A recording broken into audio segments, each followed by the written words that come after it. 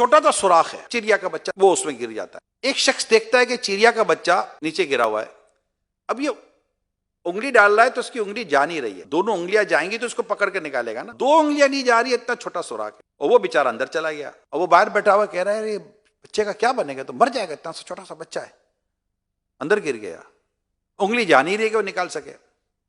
اس نے مٹی لی، مٹی لیتا ہے اور مٹی ڈال رہا ہے، مٹی ڈال رہا ہے، اب مٹی ڈالنے سے یہ ہوتا ہے کہ یہ جو تے تھی یہ اوپر آ رہی ہے، مٹی اوپر آ رہی ہے، مٹی اوپر آنے کی وجہ سے یہ بچہ جو تھا جو مٹی میں گر گیا تھا یہ اوپر آ رہا ہے، یہ اوپر آ رہا ہے، اوپر، حتیٰ کہ یہ سوراخ کے کونے پر آ جاتا ہے، اور یہ دو انگلیاں اوپر سے کر کے یہ بچے کو نکال کر بچے کو آزاد کر دیتا ہے۔ اس نے بچے کی جان بچائی چھوٹے سے پرندے کی۔ کس چیز کا استعمال کیا؟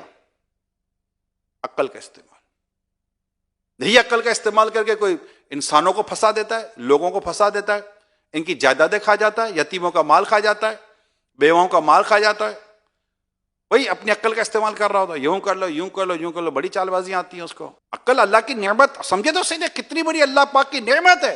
اللہ پاک جب جس سے جو نعمت چھین لے اس کو وہ مالک ہے، تو ہمیں اللہ پاک نے اگر ہمیں عقل دی ہے تو ہمیں اللہ پاک کا شکر ادا کرنا چاہیے۔ مولا تیرا شکر ہے یہ تو نے مجھے عقل دی ہے، اور تیرا کرم ہے یہ تو نے میری عقل کو درست کام میں استعمال کرنے کی توفیق عطا کی ہے۔